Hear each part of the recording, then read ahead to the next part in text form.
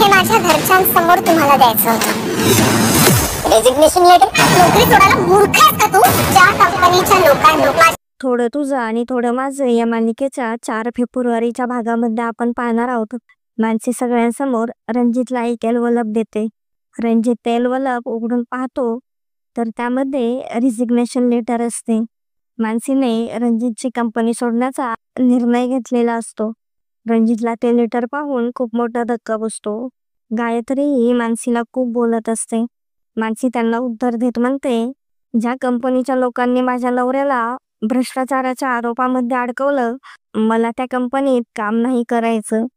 मानसी सगळ्यांसमोर तेजसचा हात हातामध्ये घेते. मानसी तेजसची साथ कधीच सोडणार नसते. रणजितला मात्र मानसीला परत कसे मिळवू हे सुचत नसते. रणजितचा तेजसला अडकवण्याचा प्लॅन पूर्णपणे फ्लॉप झालेला असतो. तर आता पुढे काय काय होणार आहे हे पाहणे खूपच इंटरेस्टिंग होणार आहे. असेच नवनवीन अपडेट जाणून घेण्यासाठी आपल्या चॅनलला नक्की सबस्क्राईब करा.